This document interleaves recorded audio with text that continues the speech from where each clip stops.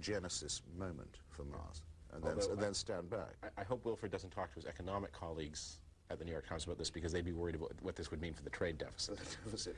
And I was also, I must say, I was kind of thrilled to find that there may be water on the moon, after all. Or at least ice, therefore possibly water. Because it means we won't have to take any there. And that possibly something of a similar process could be inaugurated up there, too. Let's get some more calls in. Bel Air, Maryland. You're next. Bel Air, go ahead. Good morning. Morning. My question is, or my comments are for Mr. Frum, who seems to have some nasty things to say about the Canadian health care. I recently attended a wedding in Connecticut, and most of the guests were from Canada. And while they were there, the mother of one of the guests had fallen and broken a hip. Now, the extent of the medical care in Canada is such that this woman didn't even feel compelled to run home. There was instant medical care and home care available to her. So I'd also like to point out recently, a couple of years ago, Mr. Tsongas, ex-Senator Tsongas, made a comment that if he'd had his condition, which required bone marrow transplant, in Canada he would have died. I think he failed to mention that the procedure for bone marrow transplant was perfected in Canada. There was nobody there at that wedding. I took that occasion to bring up the state of medical care in Canada, and everybody raved about it. I would also point out to Mr. Frum that his comment about the horrors of some of the abuses in our own system are not as anecdotal as you would seem to imply. 8,000 women were sent home the same day having a mastectomy. To me, that is not a minor horror story. Mr. Frum? Granted, it was a small percentage of the women, but that it should happen at all. I would also bring up the drive-by delivery situation. Well, Caller, let's get a response. Well, I think the drive-by delivery is sort of an unfortunate, actually, comparison, because drive-by deliveries are now the rule in Canada, that everybody in Canada, unless you have an extreme condition, is sent home within 24 hours. Also, the babies are left in the room. They close in most of the, at least in most of the Toronto hospitals. I think this is the case in the poorer parts of Canada. They've closed the incubators, except for the high-risk babies. You get the baby right away because there isn't money for nurses. Yeah, I mean, it's true about Canadian medical research. I mean, there are a lot of brilliant people working in Canadian universities. But the Canadian medical situation is exactly what you would expect it to be in a society where you pay, an English-speaking society adjacent to the United States, where doctors are paid, and the more skilled they are, the more true this is, something between a third and one-half what their American counterparts are paid, in which patients, in which the only check on patients don't see a bill, so the only check on their use of the system is top-down administrative controls, and in which governments try to control costs by reducing the amount of technology in the system. It behaves exactly the way you would expect it to behave. Lafayette, Louisiana, you're next. Hello. Hi. Yes, I'd like to talk to Mr. Hitchens about the national health care in Britain. I don't know how you think it's wonderful.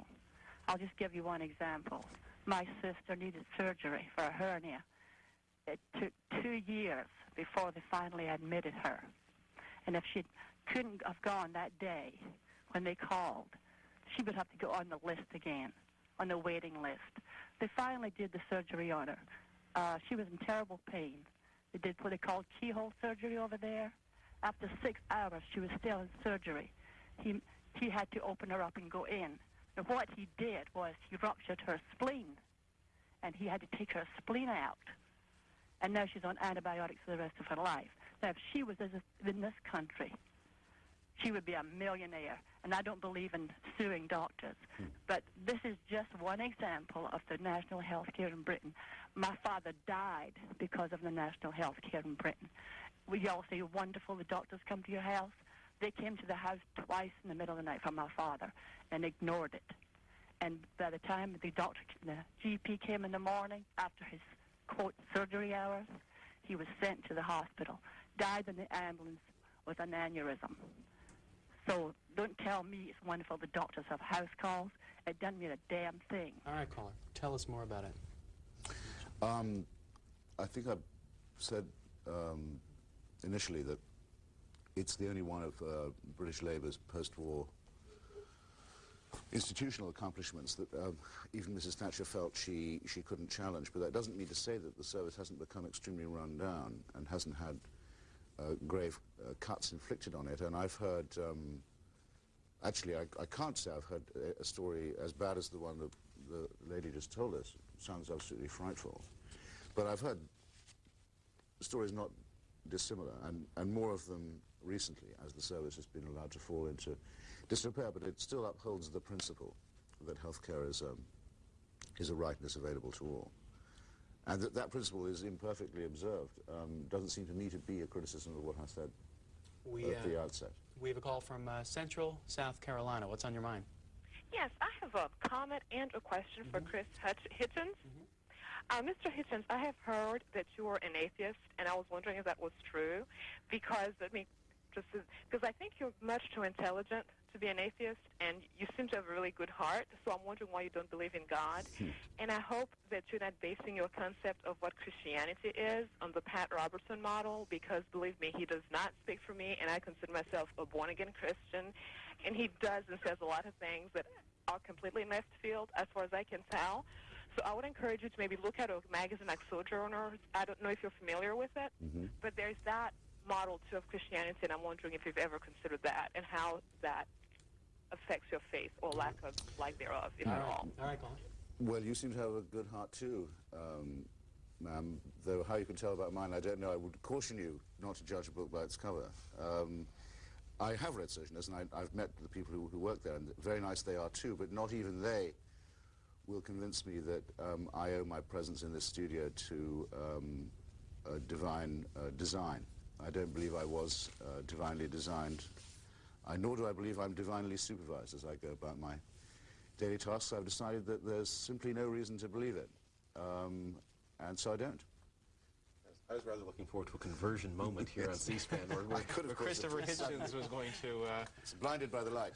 No, it's just, I just think that the whole hypothesis of us being created is now, I think that's very nearly, you can't, of course, totally disprove the existence of God. You can simply say there's no reason to believe in his or her existence.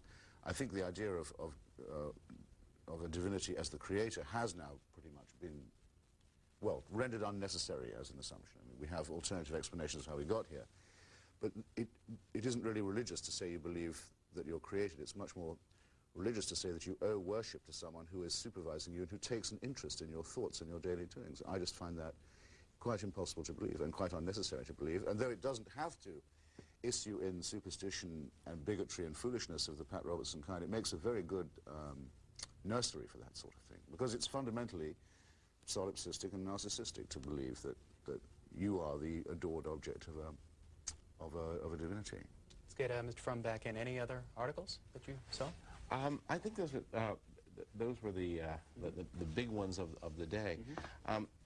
What seems to happen, I often wonder whether it's the supply of news that fluctuates or whether it's journalists' appetites for it. That I wonder whether, in fact, so many of the best journalists in America don't schedule holidays for the 2 weeks or 3 weeks immediately after an election, that you notice that your newspapers become very, very thin, and they become filled with stories like, I mean, with all due respect to Sigmund Freud, the front page story in the New York Times on the Russians rediscovering Freud, that had the feel of a story that was written maybe 3 months ago that was being saved for the day that all their political correspondents took their post-election holiday. Would you classify this story in that category? We talked about this a little bit earlier. No, here. this story is charming. This is really... This is Dick Morris, the former aide to the president who left toward the end of the campaign there. He's pushing a book that he has out. And a picture here has him speaking to a class at NYU, New York University, in the city there. And he talks about his prescription for a comeback. 3 points. Number 1, apologize. You have to recognize your sins. Number 2, don't make excuses. And 3, consider yourself inoculated from further questions and criticism. And Susan Page writes that his comeback road is dauntingly uphill. Well, that last sentence is much too optimistic. It isn't at all uphill. I mean, he's already back in the newspapers. No, I think he will be astonishingly easy. The essence of the Dick Morris method seems to be don't confuse the verbal formula of an apology with actual contrition. Because If you really were sorry, you wouldn't be able to help coming back to the subject.